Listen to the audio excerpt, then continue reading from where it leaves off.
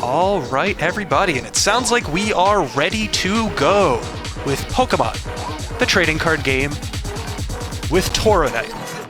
So, let's wish Toronite good luck and throw things over now.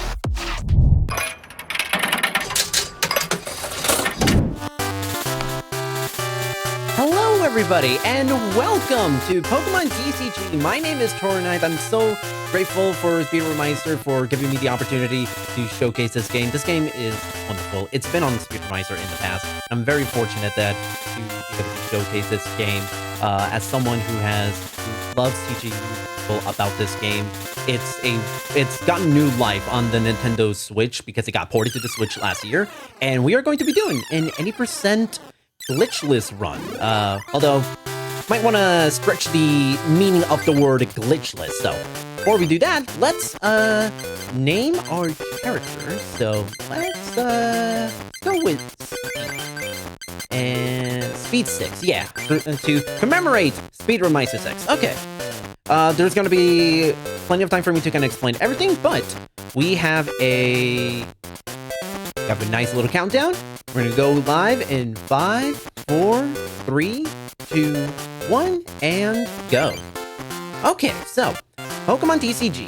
It was a game basically a Generation 1 trading card game version of Red and Blue that came out in 1998. It was uber popular, as is literally everything with Pokemon, especially in the 90s. So this game, essentially, because it's a video game version of the trading card game, plays almost exactly as the trading card game in real life back in the day. It's a very fun, very fast-paced game in terms of the speedrunning.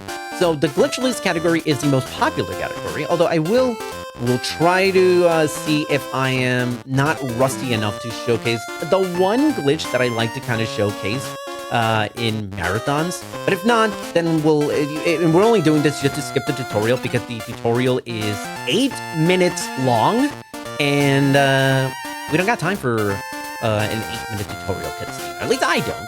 And hope all of you in the chat are having a wonderful Speedromizer. What a first day, by the way, we've had. I'm so happy that there were so many great runs. It opened up with Spyro 3, one of my favorite games of all time. Shout outs to Lemmings for a fantastic run. We got some backyard wrestling. We got a lot of fun runs from that first day. So we're gonna open up with our Golding. By the way, this tutorial is premeditated. Everything is basically the exact same thing every time you put up the game for the first time. So it's always going to be this exact same hand, because it's going to be hand-holding you, and it's programmed for you to basically dictate all the actions to try to win a game. So, how do you play Pokemon TCG? You build up a team of Pokemon, and you knock your opponent's Pokemon out. Basically, like how Pokemon in the RPG works. The way it goes is you use energy cards to basically build and strengthen your Pokemon to be able to attack. Every attack in this game has energy resource, and they correspond to the 7 Pokemon types in the game. But before we get into that, we are going to try to see if I can get this glitch going.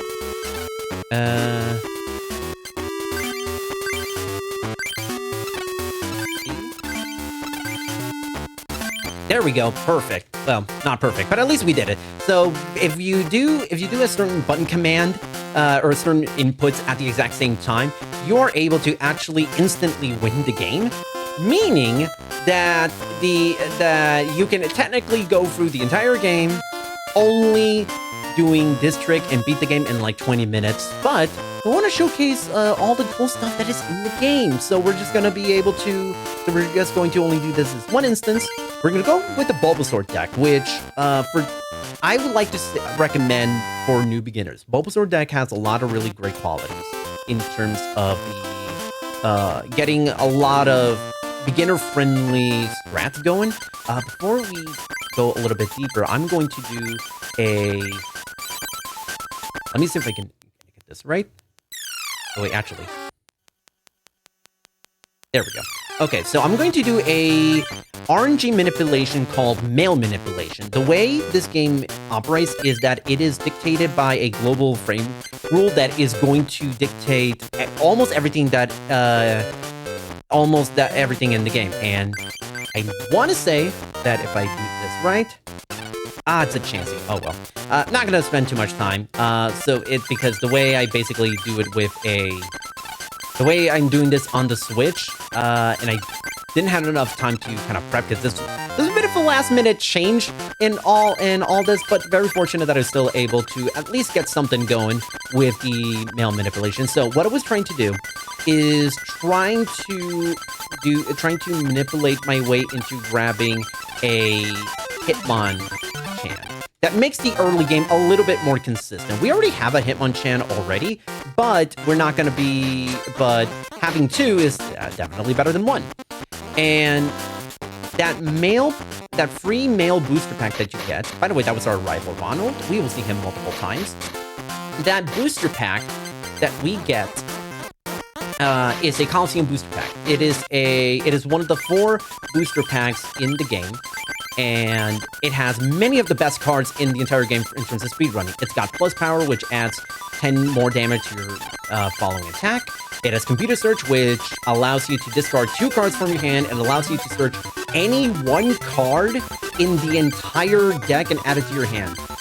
And I do stress any card, so it's kind of an overpowered card for a speedrun that allows you to search for literally any card that you want. And also it's got the trio, Scyther, Electabuzz, just a lot of heavy hitters that we will try to would want to try to see and beat throughout the game. So we have that plus power, which could prove very useful. Let's see what we have. This is actually potentially fun. So you're seeing that we have a. Wait. We have a. Doing the quick math. Against, this is going to be very risky. This is going to be very, let's see, if he adds any Pokemon, yeah, no, that's a loss. So what I was trying to do, is we're trying to see if I can have enough health to try and beat the 2 Machops, because that was about as much as I could handle. 3 Machops, it was not going to happen. That's kind of the unfortunate part with Pokemon TCG speedrunning in the early game. There's going to be a lot of resets, but that's also kind of a good thing, because resetting resets literally everything. So it changes everything from what your opponent draws, what you draw, and a lot of times resetting basically means, it gives you a clean slate. And in some regards, resetting is faster than just trying to brute force a fight and trying to see whether or not you you can get a. Come on. Don't heal. We want to try to go through this fight very, very quickly. But thankfully, because we are in a good spot right now, I think if Jessica doesn't add anything... Okay, yep, nope, we won. So yeah, so you're kind of seeing all these little symbols that are appearing at the top of the Pokemon's health bar. Those are energy cards. We have to fulfill energy requirements in order to be able to attack. And by doing so, we can unleash our best attacks. Oh, we got the trio and Hitmonchan. That is beautiful. That's a beautiful opening pack. And normally, so when you knock out a Pokemon, you have you take a prize card. Most fights in the game require you to pick up 4 prize cards to win a fight. However, if you knock out your opponent, all of your opponent's Pokemon before you pick up the last card, then you're able to actually win automatically. And that's the route that we want to try and win these fights, is by trying to collect as few prize cards as possible so that we don't have to worry about having long winnable fights. So let's see. No, we're good. We knock out the Eevee. And the good thing about Hitmonchan is that a lot of the fights in the early game, they have a lot of Pokemon that are weak to Hitmonchan. And Hitmonchan, you may not realize, for those of you who play modern TCG, it may not look like it, but 70 HP was a lot of health back in the old days, and inflicting 40 damage was a lot. And the really, really cool thing in Pokemon TCG, at least back in those days, was the fact that the way weakness and resistances are applied, every Pokemon has their own individual weakness. It's not the it's not exactly the rock, paper, scissors format that we're all accustomed to. It's not like the arbitrary, well, all fire type are weak to water, all grass type are weak to fire, etc., etc., etc. So what we do, we have to take into consideration what each individual Pokemon's weakness in the game is, and kind of take that into account with how we operate in terms of what is going to be the biggest risk-reward situation in terms of making sure that, you know, we don't go for anything overly risky that it just kind of end the run, you know, before it really got a chance to kind of get going. But at the same time, trying to get an all-encompassing Pokemon to deal with a lot of the early game. And that's where Hitmonchan comes in. Hitmonchan, you know, we've only had one Hitmonchan in play throughout this entire run, 3 fights, and look at how many Pokemon Hitmonchan has already knocked out. So kind of goes to show how great Hitmonchan really is, especially in the olden days in Pokemon TCG, in competitive Pokemon TCG, where it was a staple in classic Pokemon TCG, and we're resetting because that flying Pikachu is weak. Actually, no, it's not weak. It resists fighting. So that's kind of what I was talking about. Yeah, Pikachu is you know, all these Pikachu are lightning type, and you would think, well, you know, in Pokemon TCG, most lightning type are weak to fighting. But flying Pikachu is actually resist fighting. So if you see flying Pikachu, get out of dodge because you are not going to win that fight. Or if you are, congratulations, you are having an incredibly slow fight. So we're kind of just going through a lot of these. It may seem like I'm doing a lot of fights at random, and you're kind of wondering, like, well, what is this routing? Why am I going to one club, and then I'm going to another club, but not facing all of the members of one club? So the routing is very intentional. It is absolutely not me making stuff up on the fly because I was just told, can you do a run like right now? There's a reason for this, because every fight in this game has to be, at least in the Glitchless run, has to be fought in order to beat the game. Because some of the gym leaders in this game, they're called club masters, to be a little bit more specific. Some of them have requirements, and those requirements include having to beat every single trainer in every single, you know, gym trainer in the olden. Ooh, that's a Zapdos. That's really unfortunate. Zapdos also resists lightning, which means Hitmonchan's special punch, which does 40 damage typically, it would only do 10, and Zapdos got 90 HP, and yeah, I don't want to do that. But yes, so all of these trainers that I've been dealing with, they are all trying to fulfill an eventual requirement in terms of ensuring that we can face those bosses in a point later into the future where it makes sense to face a lot of these bosses one after the other. Because this game is open-ended, it's technically open world, meaning you can go wherever you want, travel is instant. So that's one of the really fun things about routing in Pokemon TCG. It's the fact that this game, it rewards creativity, it rewards investigation, it rewards research and experimentation in terms of, okay, if this route doesn't work, I can just save it for later, and I would be completely fine. If this Pokemon doesn't work out, I can just try out another Pokemon.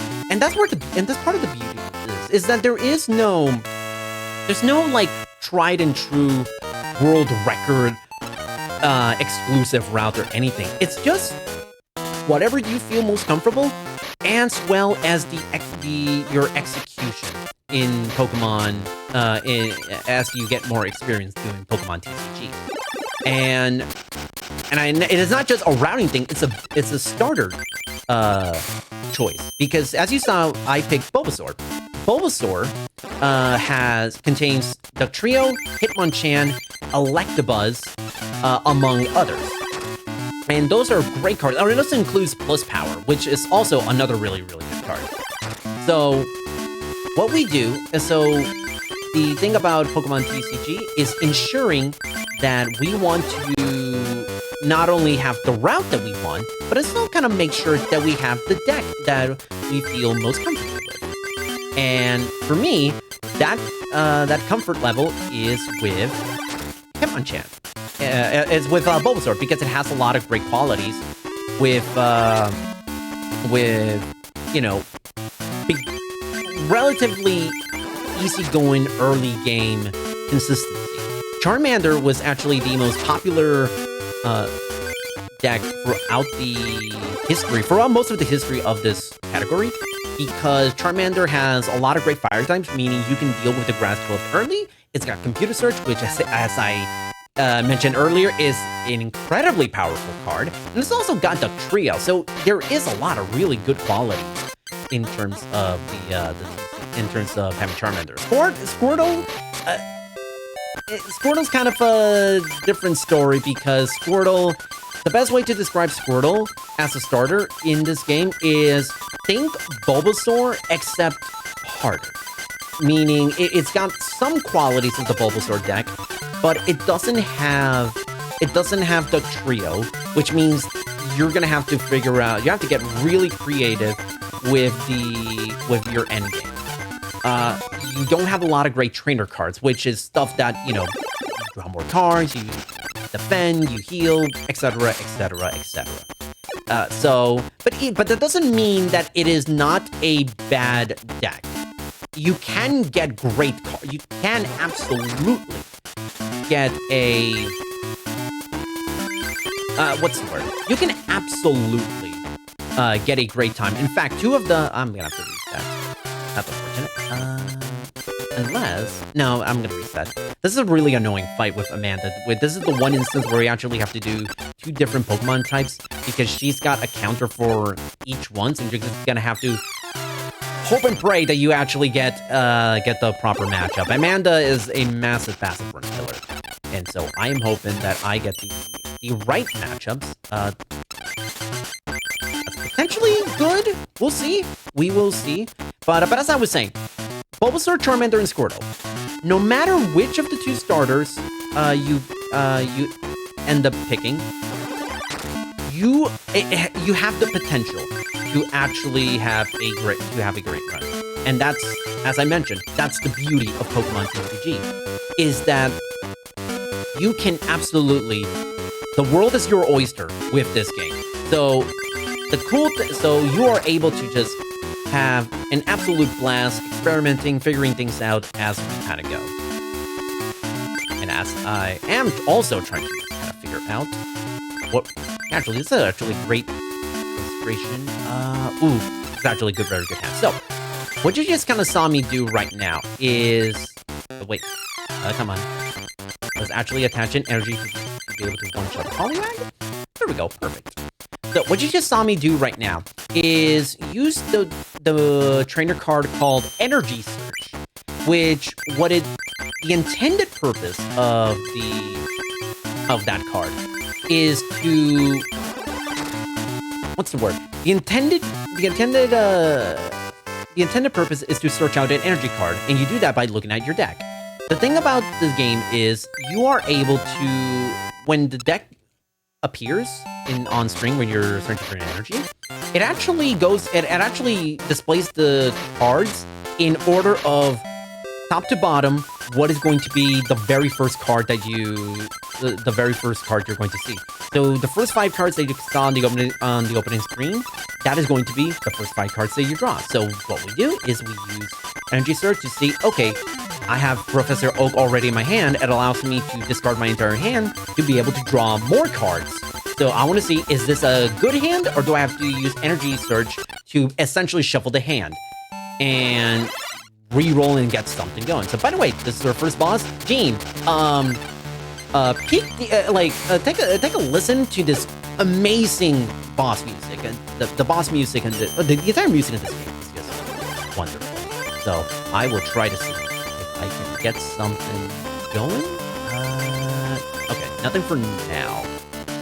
This is going to be, I'm gonna reset. Sorry to cut the music short on this one, folks, but I was about to enter like a potentially very long stun lock situation, so I'm hoping that this time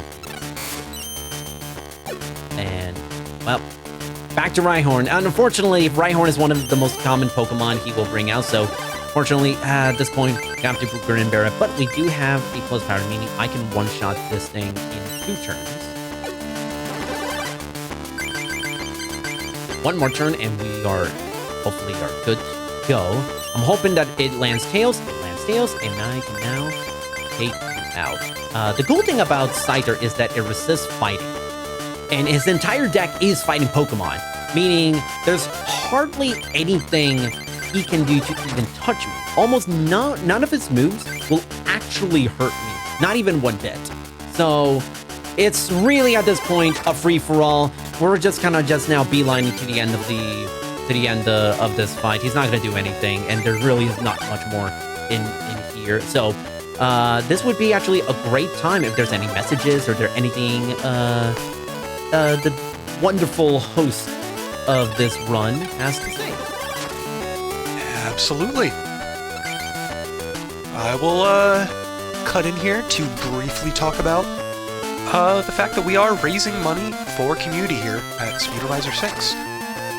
For anybody not aware, QMUNITY offers wraparound services to ensure program participants are able to access the support they need across a variety of programs and services, including an employment program launched in 2022, designed to help two-spirit, lesbian, gay, bisexual, transgender, queer, intersexual, and asexual folks overcome barriers to employment.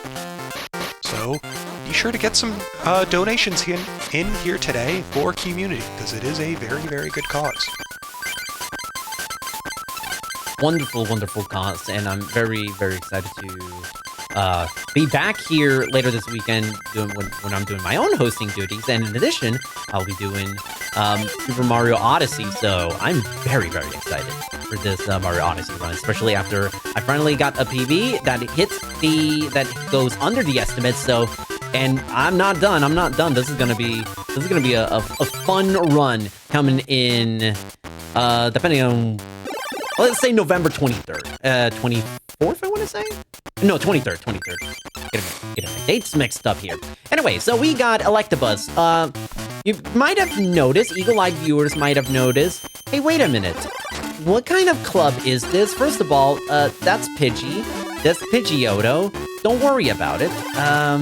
But you know how in Pokemon games, there's, gyms, and they each represent a type. The grass gym, the fire gym, the fairy gym. Even though fairy wouldn't be a type in this game for another 18 years. 18 years? No, 16 years. So, in this game, there are so few types. There's only 7 Pokemon types in this game. Fire, water, lightning, grass, fighting, psychic, and colorless. Colorless is essentially flying/normal types. There are so few types in this game that the game developers had to make up a gym with an abstract theme, and they called it the Science Club. So that is a gym. And by the way, we had to go through Joseph from the Science Club because that unlocks the ability to challenge the gym leader, but we are not going to worry about him until much later in the run. Actually, it would be a good idea for me to do some chip damage eventually. This is Sarah. Sarah is, being perfectly honest, the easiest fight in the game. There's only one instance. If you're using an Electabuzz deck, there's literally only one instance where you could potentially be in a rough situation, and that would be if you get stun locked, but Poliwag can't paralyze you, so you're all good to go. Oh, there's... Okay, so the Marathon... Wow, Marathon Lock has decided to rear its ugly head at the worst possible time. Okay. I see what you're doing, game. I see what you're doing. I don't appreciate it. I don't. But, yeah, first of all, Sarah evolving a Pokemon in any capacity is absolutely beyond rare. Like, it almost never happens. So, woohoo, marathon lock. But thankfully, it's not something. It wasn't so bad that I needed to reset the entire fight. So thankfully, it's not. It wasn't that bad. So we are now clearing through the water club because now we're about to encounter our second boss, Amy. The name of the game when we go up against Amy, it's do we go first and who gets the more favorable coin flips? Horsey, great preview. Because Horsey has Smokescreen. And Smokescreen, what it does is, if it hits you, you have to flip a coin. If it lands heads, your attack goes through. If it lands tails, your turn ends and your opponent uses energy removal, not allowing you to do your strongest attack and forcing you to reset your fight. That's not what Smokescreen does in its entirety, but boy, did Joshua really make it obvious that this was a reset fight. This is a 3 versus 1. We want to try to avoid with the non-boss fights. We want to avoid anything in terms of numbers advantage. We want to avoid anything that's more than 2 versus 1. Let's see. This is 3 versus 1, but you know this Krabby, and I know the strategy. It's going to be he's gonna use Call for Family to bring out the Krabby, and yep. So this is gonna be unfortunately I think this might be the first instance of the fight where we get a non-boss fight. We have to pick up every single prize card, which I'm actually surprised it actually taken up to this point. Usually it takes a little bit longer to do so. Let's see, the Cloister could be... Ooh, that's problematic. So,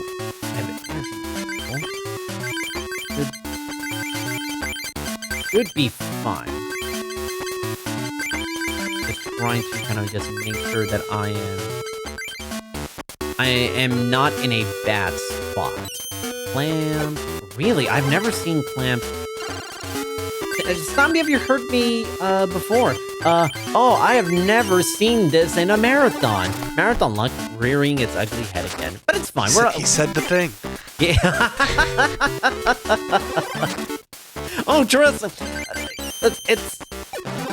I want to say this will be the last time I say those words today. I kind of have a feeling it's not going to be the last time. Just warning you. Everyone feel free to say he said the thing the next time I say that. It's already happened twice, where Sarah evolved Poliwagon to Poliworld, and Joshua. Yes, Joshua. And Joshua basically gets to not only evolve Shelter into Cloister, but also successfully use Clamp twice in a row. This is not a marathon lock thing. This is like an overall speedrunning career thing. That has never happened to me before. I've never seen that. I've never seen that happen before. So this is Amy. The name of the game is making sure that you win the coin flip, because what she loves to do is essentially play disruption with smoke screens, paralysis, and whatnot. So this is actually a great point. This works on, unfortunately. So I'm gonna reset this fight because that Lapras could potentially KO me if I'm not careful. So what happens? So in this game, as I mentioned, that global frame rule essentially, basically, it dictates everything, including coin flip results. So I'm gonna dispel an old schoolyard myth about this game. And that is that if you were to press A on the coin flip at a certain frame, whether it's like a visual cue or something, then you are always guaranteed to get heads. That's not true. I hate to break it to everyone. I hate to break it to every single kid in back in the late 90s, but that's actually categorically 100% false. This game, that global frame rule also does dictate the coin flip results. So, because of that, we can try to manipulate coin flips and waste away different coin flips. Wow, this is such a really bad RNG seed. 3 straight coin flips landing tails. That's really bad. I've never... No, I'm not gonna say... No, I'm not gonna say the thing, because I've had this type... because I've had that kind of bad luck before. I've had worse bad luck with the coin flips. I've had an instance where I had the opponent land 7 straight coin flips landing heads. Do the math. Do the math on the odds of 7 straight coin flips landing heads. It's in the single digit, by the way. So we got our second medal, and overall so my greater point is that you can use knowledge. You can reset the turn, which is to your last action, last like major decision-making action, and which is the coin flip. If you find out, okay, the next coin flip, that's going to be tails. You can try to manipulate coin flips in a way that you can try to have it land heads. Meaning that coin flips, meaning that you can use something like another card that also flips a coin flip to kind of waste away that coin flip result, or shuffle the deck to kind of reset the RNG. And by the way, this is Ronald. He's our rival. We are losing this game on purpose. Cool. Next story. No, okay, so we face Ronald after we get 2 and 5 medals. Story progression is not impacted by whether or not you beat Ronald. All he does is just gives you a card, and it's much easier to lose on purpose than to try to win the fight. So that's essentially what we are trying to do. So we're gonna do that again, and Magnemite is actually the best example of a Pokemon to try to lose on purpose. You can automatically lose in 2 turns, and no questions asked. So now we're going into this segment here with Isaac. Or the segment overall where it's just going to be Duck Trio, and then a little bit later we're going to bring back Hitmonchan one last time. This is Isaac. His whole thing is he's the lightning leader. Diglett resists lightning, and it's kind of the same case with Scyther, with Gene going up against rock types, because it resists rock types. Gene literally cannot do anything. So at this point, it's just figuring out, okay, when is my Duck Trio going to... that was going to result in a tail, so I'm going to save that bad boy until later on when I know for a fact the next coin flip is going to be heads. That's a tails. As I said earlier, the Pokeball, that was going to be tails, but now RNG has re-rolled again, and now it's heads. Because the way it works is that in duels, the RNG, that gold flame rule, it's actually frozen. It actually freezes in place. So whatever happens, whatever that RNG seed specifically dictates, that's what's going to happen. Unless the AI just arbitrarily kind of changes things that you have no control over. That's a separate deal. But what you can do to unfreeze that RNG is, as I was mentioning earlier, use something else like a Pokeball to try to flip another coin, or use Energy Surge to kind of shuffle the deck, which is another thing we can use with Energy Surge to shuffle the deck. What it does is unfreezes the frames, and just by 1 frame. So everything gets re-rolled again just by moving on to the very next frame. And that we call that advancing the RNG. Is to kind of advancing to that next frame to be able to kind of give ourselves a fighting chance one more time with the run. Oh, and make sure we get nice quick. Okay, so okay, I'm keeping this. Oh, beautiful. Yeah. Oh no. Oh, you gotta be kidding me. Wow, this is incredibly unlucky. I'm gonna keep this because now I know where the Duck Trios are. The prize pool, the prize cards that you get throughout this game is they are just random cards pulled from the deck. It can be it can literally just be anything. However, by doing so, you run the risk of potentially being in a situation where the most important cards that you need are in that prize pool. So, oh, thank goodness, I don't have to reset the turn to try to guess where the trio is. So no harm, no foul, but that was a little scary. Because believe it or not, Ken, the fire leader, could have actually won on that third turn. Because Ken had a double colorless energy, and for some reason he didn't give it. Okay, there is actually a programming reason why he did not give it. Give the Chansey the double colorless energy to win. The reason why is because in most instances, if the AI's lead Pokemon is about to get knocked out, the AI will abandon that Pokemon and stop giving it energy cards. And by doing so, it wants to try and set up the next Pokemon. So sometimes what we do is, and that Chansey was at 60 HP, and we were gonna knock it out next turn. This is a potentially good hand if we don't encounter Mr. Mime. This could potentially be a really quick Murray. Murray is one of the most annoying Pokemon in the entire game. So if we can get a quick Murray, that is music to my ears. So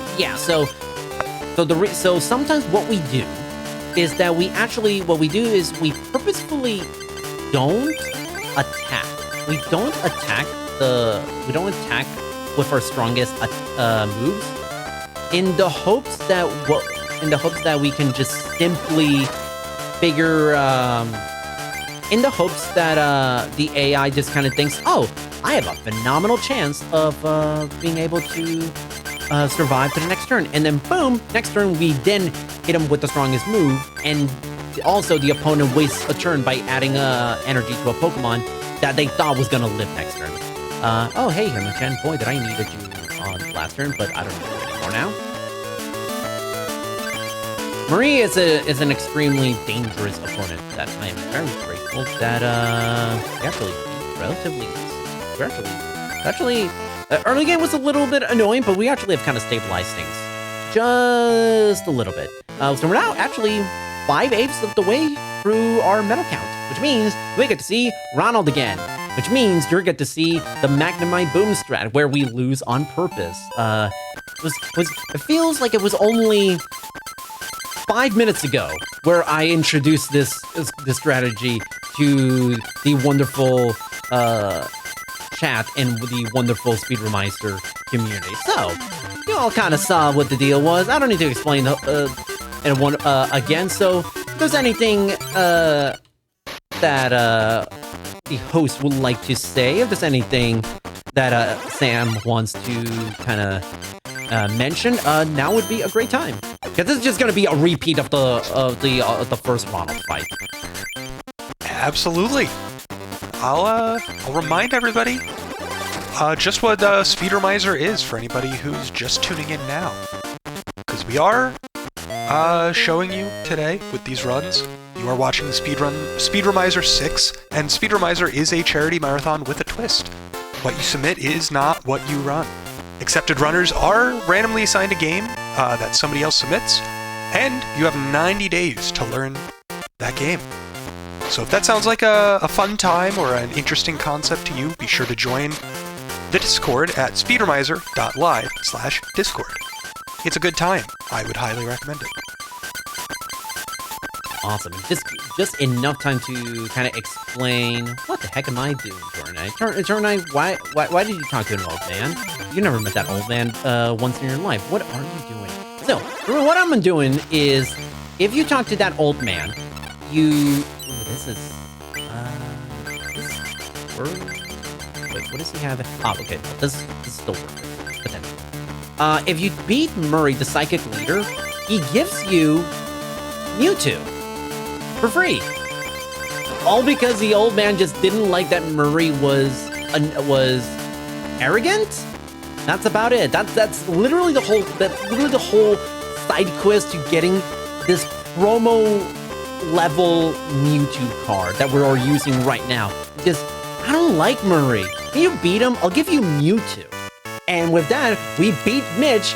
Normally, one of the hardest fights in the game, but because we had a very, very good hand and we went first, he was beefcake. So, unfortunately, as strong as Mewtwo is, we're gonna have to say goodbye to Mewtwo. Because as great as Mewtwo is, there is a potentially faster and stronger Pokemon, psychic Pokemon. It's not Alakazam, it's Kadabra. Kadabra has the strongest attack for a psychic type Pokemon in the game. I'm not even kidding. It is literally the strongest psychic type move in the game, and that is actually no, it's tied for the strongest. If I remember correctly, it's actually tied for the strongest. It does 50 damage, which is what we want. But hey, there's the other Mewtwo. It's actually maybe a Mewtwo instead, if I'm not careful. Because this Mewtwo. By the way, here's a fun little Leo. You ever seen Mewtwo? You ever wanted to see what would happen if Mewtwo faced off against Abra, a level 53 Mewtwo faced off against a level 10 Abra? Congratulations, you saw Abra beat Mewtwo. Like, just think about that for a quick second. Abra just soloed Mewtwo.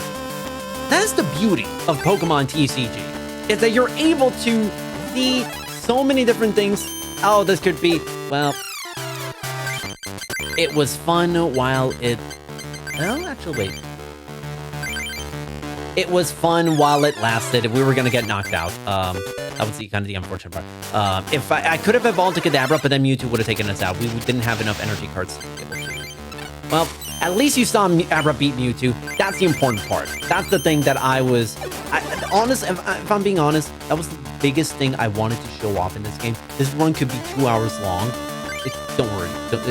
Heck, don't worry. It's not going to be a 2-hour run. I promise you it's not. But... I'm only joking when I'm saying this is the one thing I wanted to show off. But at the same time, hey, want to see Abra solo Mewtwo again? Okay, so Porygon. So the reason why we're going Kadabra instead of Porygon, instead of Mewtwo, Porygon. Mewtwo's strongest attack will only do 40 damage. Against Porygon, it resists. Not yet. Against it resists Psychic type Pokemon. The way resistance works in this game is that whatever the damage number is, you subtract 30. So Mewtwo's damage move that does 40 damage, it's only gonna do 10. With Kadabra, it does 20. Not enough to knock it out one go, but if you have plus power, then you can knock it out in one go. With Mewtwo, you can't. You need 2 plus powers, which is a lot harder to pull out, especially in a boss fight. But thankfully, we got through this fight, and we only have one more medal to go. We only have 8 duels left to go. Don't worry, the last 5 collectively are gonna be a gauntlet. But believe it or not, I want to say we're approaching the final third of the game. Believe it or yeah, we're already so close to beating the game. So I mean, look.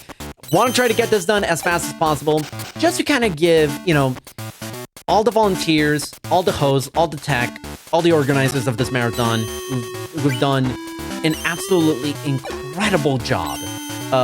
Just on this first day and the build-up to it with so much going on. I mean, with marathons, it's so unpredictable. And, Chad, let's give a round of applause to everyone who has worked so hard today in ensuring we get this amazing speedrun for such a wonderful cause in community. So I'm hoping that we can end this on a very, very high note and finally and be the very best like no one ever was. Wait a minute, that's the anime. Hold on, good. We get psychic energy, perfect. So this is what we like to call in the community, essentially the Island of Misfit Toys duel. Brittany has, fun little fact, in the speedrun, at least in the glitchless speedrun, Brittany has the highest number of basic Pokemon in the entire run. I don't know what the number is off the top of my head, but I know it's the highest number. And basically, it's called the Etc. deck. And what it does is, and what it means is, it just has like a bunch of like mismatched Pokemon of every single type. It's constructed in a very poorly designed deck, but it's one of the longer non-boss fights just because she's always gonna have Pokemon at the ready. So that is it. So let's see, what is our fire? Ponyta. Okay, that's not a. That's an okay ratio of Ponytas to Magmar. We don't have a single Rapidash, which is a little unfortunate, but I can work with this. I can work with 4 Magmars and 2 Ponytas. I already got the number. It's 4 and 2. So it's almost 3 a.m. where I live. So hoping to get a little bit of a break. Let's see. That's Licky Tongue. I'm resetting. If this was if I had Magmar instead of Ponyta, I would have considered keeping this, but this is the one Pokemon that you dread going up against Kristen, which is Licky Tongue. Oddish is... Okay, this is actually... Okay, let's see what that coin flip was going to be. That is going to be a tail. So, if everything works out well, we know it's the tails. There's the tails. So that's kind of that's also another really cool thing about having knowledge of when certain actions or certain moments are going to happen when you reset, is that knowing that we're going to get an unfavorable coin flip result, we're not obligated to actually flip that coin. We can just end the turn and give the opponent who has no idea, what's going on, give them the bad coin flip, and profit?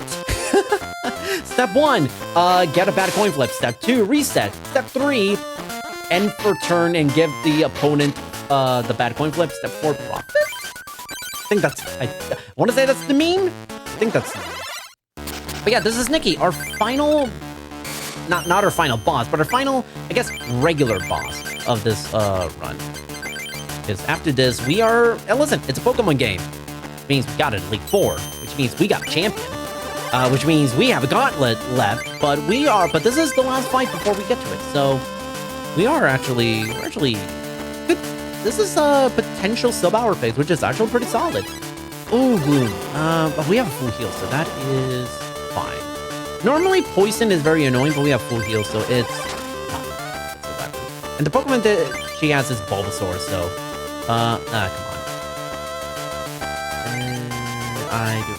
Actually, wait, no.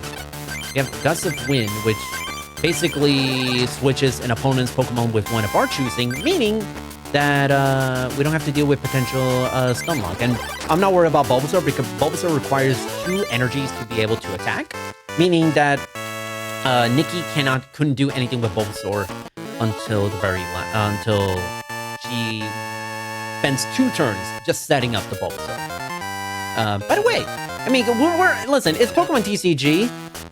It's been a great time for lovers of the old school card game. Anybody enjoying the Pokemon TCG pocket? I certainly have been. It's been a lovely breath of fresh air into the TCG card game. It's been an absolute blast. What is 5 Seals, 3 Dugongs. That's really good. That's really good. That's what I'm looking for. I've been enjoying people complaining about their polls in TCG Pocket in every group chat that I'm in. Oh man, I'm kind of the opposite. Well, I don't want to say I have the best luck. I don't have like amazing luck, but I've gotten a lot of really cool cards. I had the I drew the Pikachu where it gives you if you remember from the original trailer where it gives like this beautiful like scenery of like moving like almost like a movie quality type of deal with the Pikachu. I got that Pikachu and it's like one of my favorite cards. And I've been absolutely enjoying it.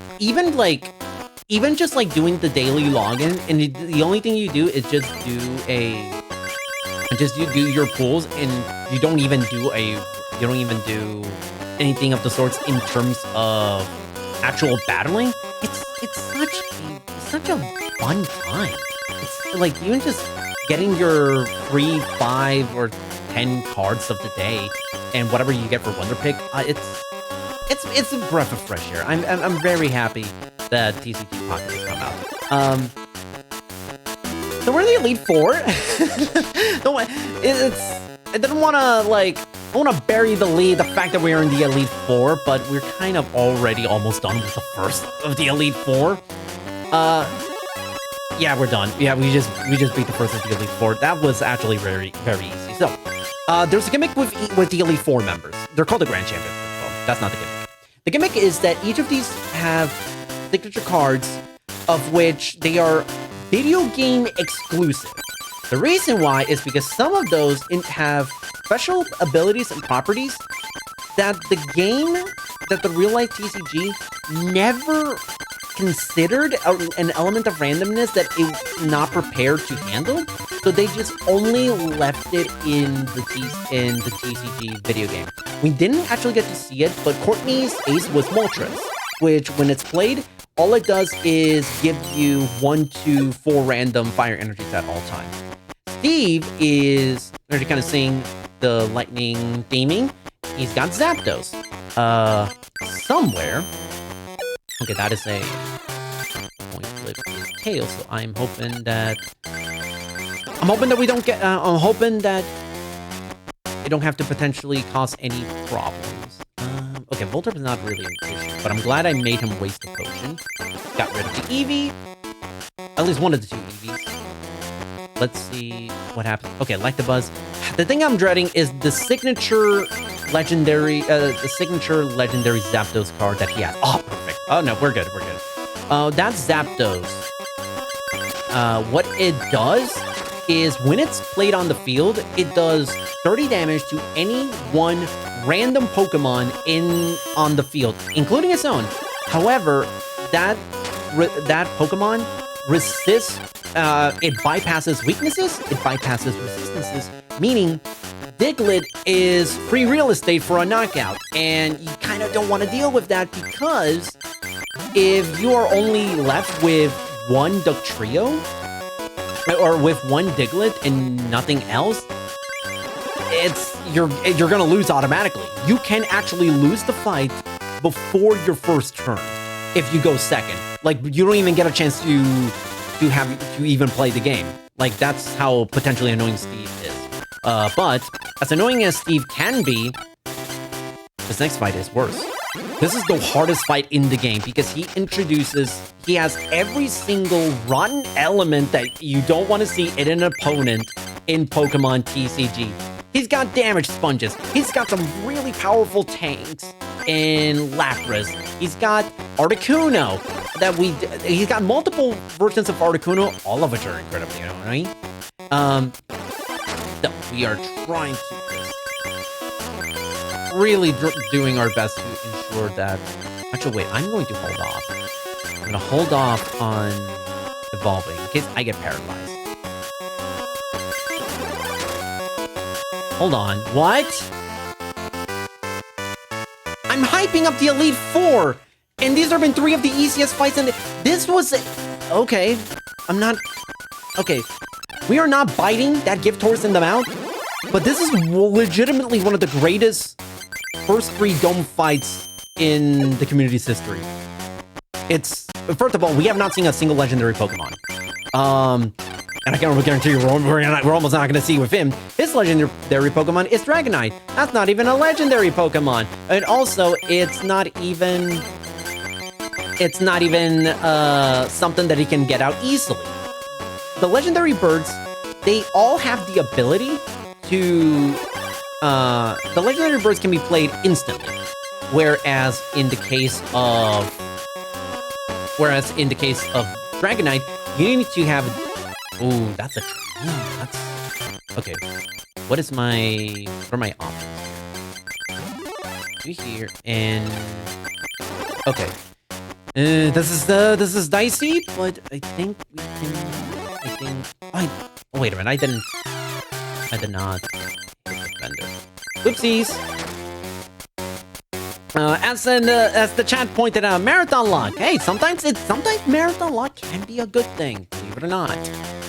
There's a Dratini. Believe it or not, the Dragonair is honestly not the issue. It's the Dragonite is not the issue. It's the Dragonair that has me very concerned. Because that Dragonair is out of KO range, can do a lot of damage, and I'm hoping that... Okay, Dratini has not been set up super well, meaning he doesn't have Dragonair. Okay, pretty good. A lot of times, it's funny because Rod is the weakest out of the 4 Grand Champions. However, in marathons, he just unlocks Ultra Instinct and ends up becoming like an unbelievably good player, which is quite bizarre. By the way, we are now at the final boss. If you played Gen 1 game, you kind of saw this coming. Our rival is the champion, Ronald. Now we're back to it. Yeah. Oh, and Ronald. Oh boy, do I have a lot to say about Ronald. Ronald. First, we're gonna scout out the deck. Okay. This is gonna be a little dicey. I'm gonna roll with this, but I'm gonna be honest. This is a kind of an awkward hand to start out with. So, Ronald, his reward for becoming the... Are you kidding me? Okay, I'm gonna be honest. Ronald's the champion and everything. Ronald doesn't know how to play the game. You may not have seen it because it was just lightning fast. Ronald used Pokemon Trader. What Trader does is you trade away a Pokemon that's in your hand to add a Pokemon that's in your from your deck to your hand. That's a pretty useful ability, if I do say so myself. It's a pretty darn good ability. You may not have noticed it. He traded away Articuno. So that he can get another Eevee out. So that he can evolve into Flareon, so the Flareon can get knocked out in one hit. And guess what? Hi, Jolteon.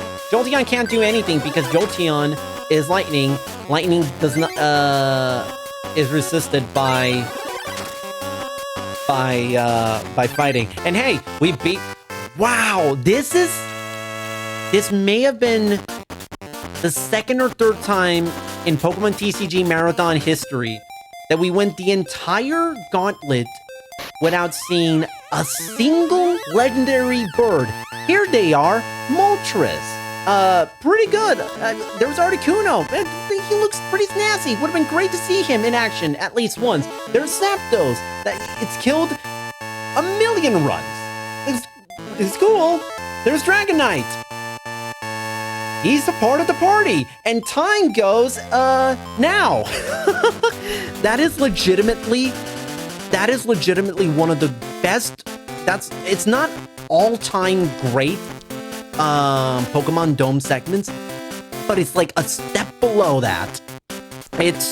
I'm gonna personally retime this. This has to have been like under 10 minutes. And I do apologize a little bit because I all of a sudden I said time. Like all of a sudden, but yes, this was Pokemon TCG. So there were a lot of stuff that the Elite Four, that the Grandmaster just didn't give me a chance to. They did not give me a chance to kind of really show, if I'm being honest. Basically, Ronald had 2 copies of every single legendary card that you just kind of saw in that final cutscene. Every single one. However, he doesn't know how to actually play them because Zapdos and Articuno require lightning and water energy respectively. Ronald doesn't have either of those in his deck, so those two Pokemon are completely worthless. After they are played on the field, they are completely worthless. And that's Pokemon TCG in a nutshell. Alright, thank you so much everybody for giving me a chance to showcase this game. I'm gonna be honest, I wasn't mentally ready to like bring it to action and do a run, but I'm very happy that not only was I able to showcase this run, it's a really good time. It's a great time. for a marathon. This ended up being, I don't know what the exact, I don't know if the timer stopped when I said go, but it was like, it has to have been like a 56, 57 minute run? I think the timer stopped late and it was a 56 something. Okay, yeah, 56, that's a great marathon runtime. That's a great marathon runtime. It's only a few minutes shy from marathon world record. So, and that's with kind of a mediocre early game. So, anyway, it's been a long first day of Speedromizer 6. I'm sure the entire team wants to get their well-deserved rest. You can find me on Twitch as Toronite, as my name kind of just says it right there. I will be back later this weekend, with hosting duties of Speedromizer 6, and then next week, I will be back running Mario Odyssey, which is the game that I was assigned to learn. And I am so excited to showcase the game. What someone with only 90 days to learn Mario Odyssey is capable of doing, and hopefully get more people to try out this game, as if Mario Odyssey didn't already have a million speedrunners in this game. Also, if you want to know more about Pokemon TCG, we have a Discord server. You go to speedrun.com, go to the Pokemon TCG leaderboards page, and there's a link straight up to the Discord. So if you want to know more about that, there's your go-to place. And for that, I'm Toronite. This has been Pokemon TCG. So long, everybody. Have a wonderful weekend, and have a wonderful Speedromizer 6. With that, signing off.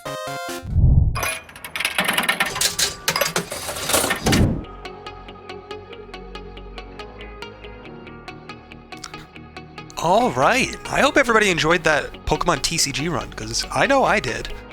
That was a very fun run, and, you know, he said that, Toronite said that he wasn't mentally prepared for doing a run tonight, but honestly, he could have fooled me. He did a great job, you know, doing his best to explain everything, dealing with the RNG as it came his way. That was a very entertaining run, and huge GGs to him for, you know, putting on a good show.